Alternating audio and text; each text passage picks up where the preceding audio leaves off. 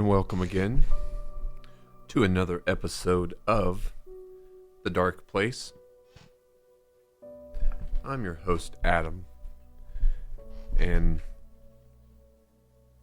I do want to say thank you once again for joining me on this journey. Excuse me. Before we get into tonight's case, please go check out the Other People's Show that is on Facebook, YouTube, Spotify, and TikTok. You can find all these episodes plus more, so please do that. Let's dive right in. So tonight's case is,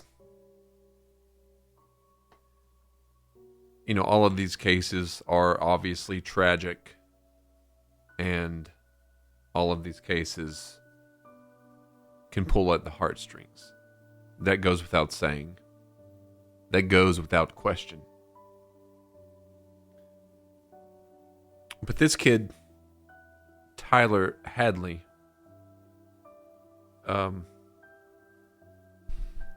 it's probably infuriated me more than any other case that I've discussed thus far.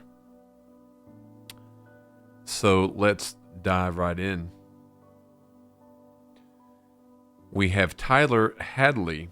He was born prematurely on February 20th, 1994 to parents Blake and Mary Jo Hadley.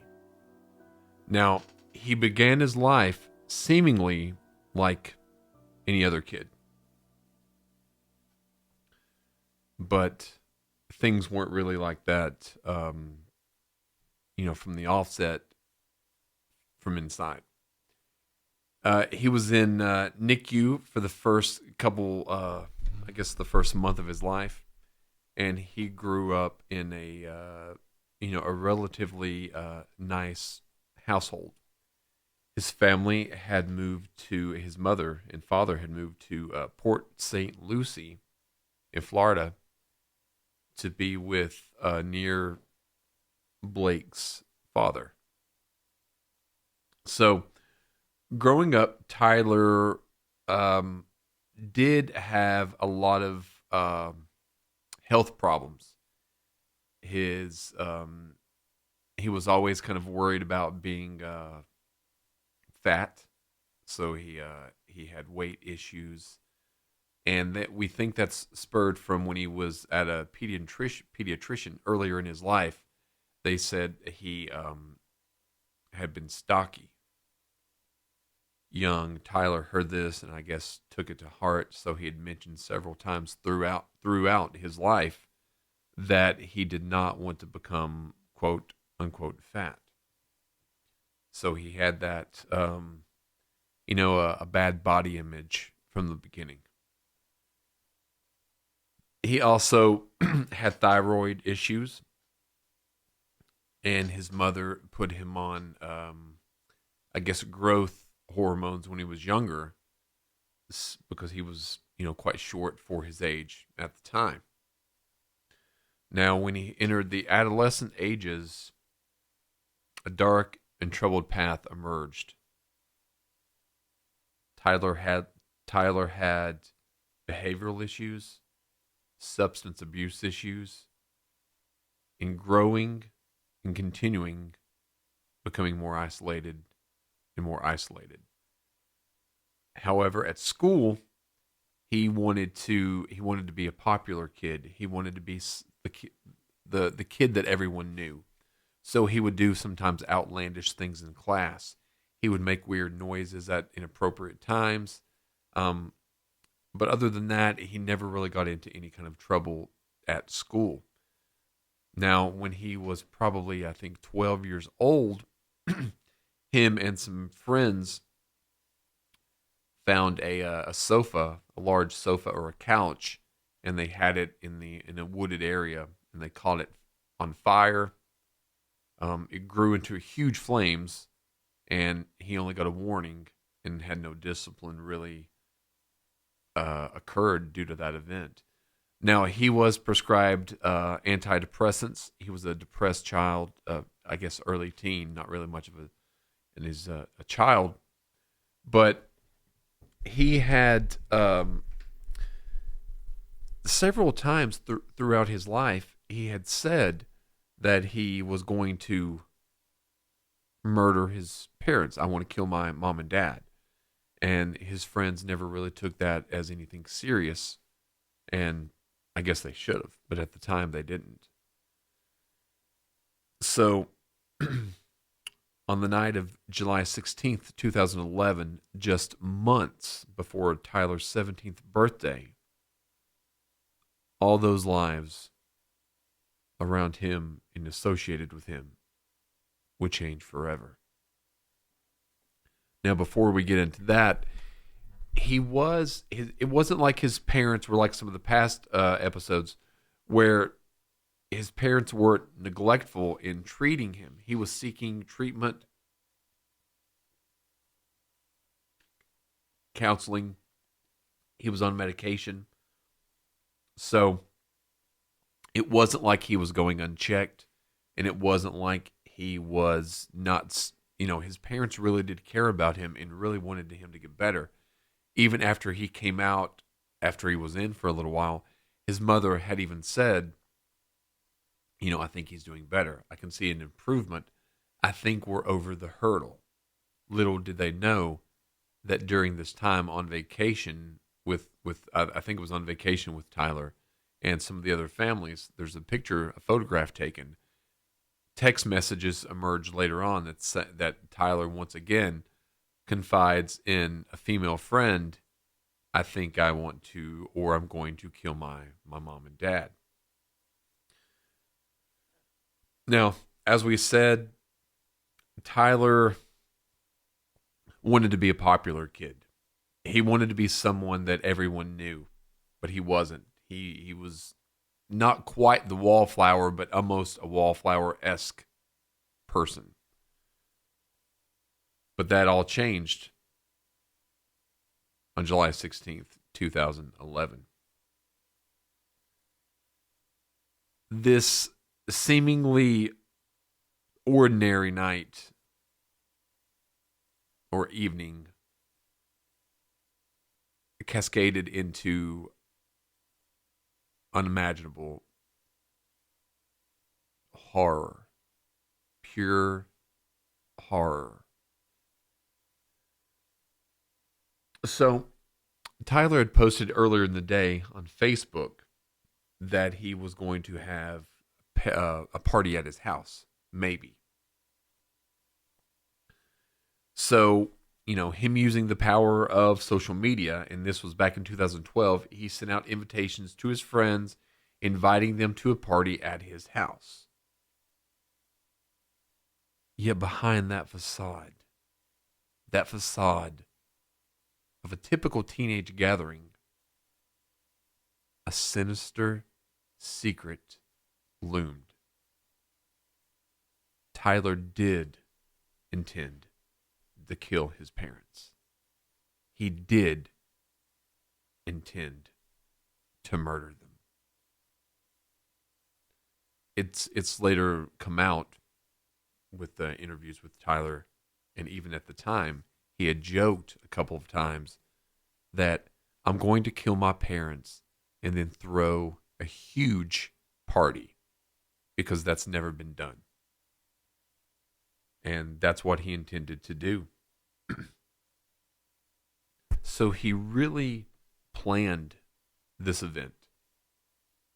So on that day, on that night, in the evening actually, of July 16th, Tyler had planned to kill his mother and his father. He had went out to the garage and had got a claw hammer. It's the hammer in the front and then the claw in the back. Walked inside as his mother was sitting at the family computer working on something. He stood behind her and thought for 3 to 5 minutes of what he was going to do to his mother. After standing there behind her, contemplating what he's going to do, he took the claw hammer and started to beat his mother to death. His mother screamed out, "Why?" And then Tyler continued.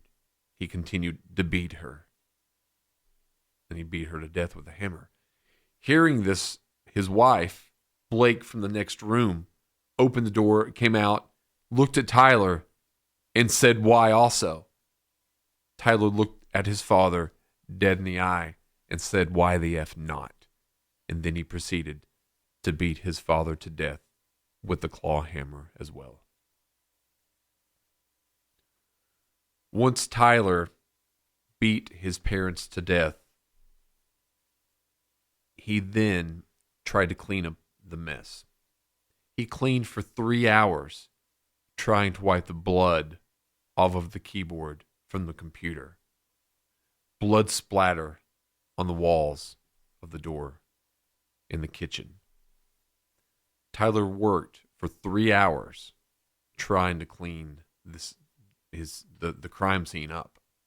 He drug his mother and his father into their bedroom, which was down the hall from the rest of the house, put them in their room, dead corpse, murdered corpse, lying, lifeless on the ground.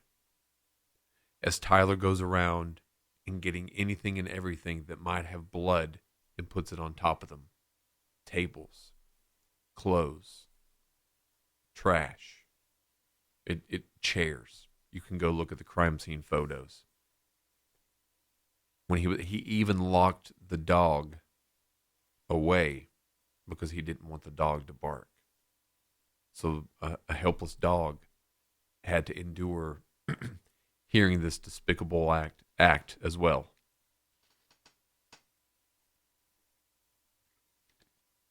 Then Tyler once again posted on social media, Facebook, "Party at my house, hit me up." So people slowly started gathering because in Port St. Lucie, there's not a lot. It's more of an older citizens community, and there's not a lot for younger people to do there. Thus, one of the reasons that was speculated that Tyler got into mischief growing up because there was not a lot to do there. You can always make things to do. You can entertain yourself, by the way. So as these unsuspecting guests arrived at the Hadley residence, they remained oblivious to the nightmare that had just unfolded. Just like I said, prior to the guests' arrival, Tyler had bludgeoned his parents to death with a claw hammer, hiding the lifeless body in the locked bedroom, and just steps away from the oncoming partygoers. Now, throughout the night, it's reported that Tyler had taken 3 ecstasy tablets. Pills. Drugs. His eyes were wide, shifty, panicked in some way. But throughout the night, with his parents' bodies concealed nearby, beer pong was going on. Cigarettes were being put out on the floor. The only worry of Tyler was that there would be a noise complaint, which would alarm the police. So he would continuously go around to people that he didn't even know and try to quieten them down. Now, throughout the night, with his parents' bodies concealed nearby, Tyler exhibited disturbing behavior. But it wasn't because of guilt. It was because of the absence of guilt or remorse for anything that he had done. Now, some witnesses now say that Tyler was going around boastfully discussing the murders, while others, they just dismissed it as a sick joke or a desperate plea for attention. Because you have to think back, Tyler had done these things in class sometimes out of seeking attention, yelling out inappropriate things in class or weird noises, saying early on, that he wanted to kill his parents. And a lot of the people, a lot of the party goers or other students thought that this was just him seeking out attention because he had done this kind of thing in the past. But none of those people at that party could ever really fathom the truth behind Tyler's demeanor. I mean, what would you think? You're 17, 16, 17, probably 15 through 18-year-old kids, teens at this party of a guy you don't know. And occasionally you hear the murmur of, someone says it smells like dead bodies in here. But then they made the joke, well, it does smell like cigarettes, maybe marijuana. There was also reports that in the crime scene photos, you can see that there was a sticky brownish residue that was on the computer. The party goers, many of them thought it was spilled soda. But it, kind of a gross and disgusting looking residue. So the morning after the party, Tyler had reached out to one of his close friends, Michael Mandel. And he'd reached out through Facebook. In the shocking confession, he'd revealed the grisly details of the murders and urged Michael to come witness the aftermath. Now, Michael was there, went to the party. He didn't believe anything Tyler had to say regarding that. And Tyler had made the confession, look around, it's all around you. So he did look around. Michael did look around, saw the residue on the keyboard, actually saw blood splatter near the bedroom door. Michael tried to walk and get into the bedroom door and had to kind of push and budge it open. And then he saw the lifeless hand of Blake Hadley. Now, Michael did stay at the party for another 45 minutes, and he took several selfies with Tyler, later saying, I knew this would be the last time that I would see my friend. I knew he was going away for a very long time. Tyler, earlier on, had even made these kind of confessions himself, that he knew that he was going to go away,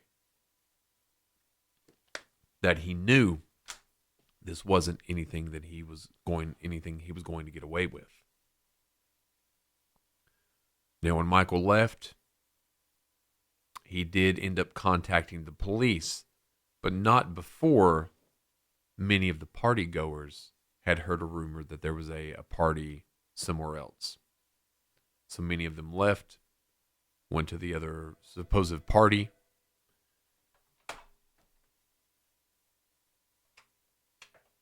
And within the party, it turned out to be kind of false. So they ended up coming back to Tyler's house. That prompted the neighbor to actually call the police because of all these cars, coming out of Tyler's house. And that's when the police originally came. They originally came there because of suspect about the cars coming and going. But once that was going on, the gig was up. Michael had already contacted the police. Now, when law enforcement came there, they responded to the call. They arrived at the Hadley residence to uncover the truth. They uncovered the devastating scene that was first stated by Michael in the call. And it confirmed the unimaginable message that Tyler originally sent Michael about killing his parents. Mary Jo and Blake Hadley. Now, this case sent shockwaves through the community of Port St. Lucie. It captured the national media's attention, and people struggled to comprehend how a seemingly normal teenager from the outside could commit such an unfathomable act of violence. And as the investigation unfolded, theories emerged regarding Tyler's motives, his mental state, and the dynamics within the Hadley family. Was the family quite as happy as presented on the outside? And all research and evidence pointed to yes. During the trial, the prosecution painted a portrait of a troubled young man, fueled by anger, resentment because his parents were strict. Reports also suggested a strained relationship between Tyler and his father Blake, and deep-seated frustrations that had festered up over time. Mental health issues and substance abuse issues were also brought up to the forefront, raising questions about the role in Tyler's descent into darkness.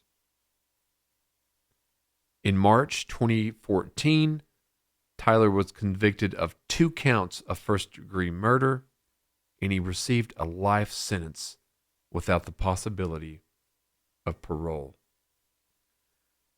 Now, the trial did provide some kind of closure for the community, yes, but the wounds inflicted by this tragedy would forever haunt those who experienced the devastating effects. And it's sad, but true,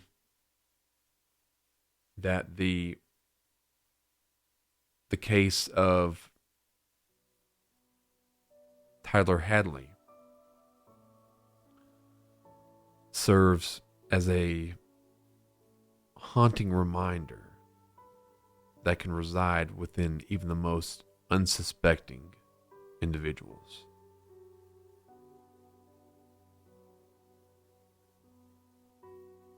It is a tragedy.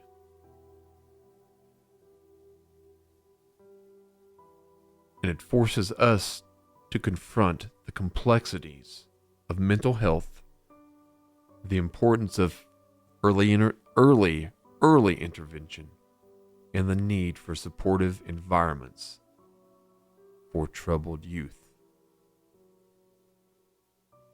As we conclude tonight's episode, let us remember the victims, Mary Jo and Blake Hadley,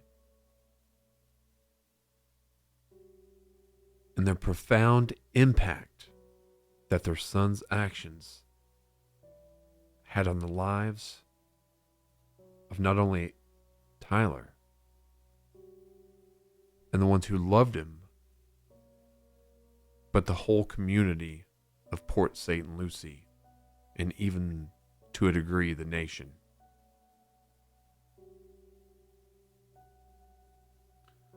So that was the case of Tyler Hadley. Stay tuned for future episodes as we continue to shed light on the darkest chapters of human history and mental health issues. Until then, remain vigilant, and may we never forget the importance of empathy and understanding. On that note, I'm Adam with The Dark Place. Have a good night.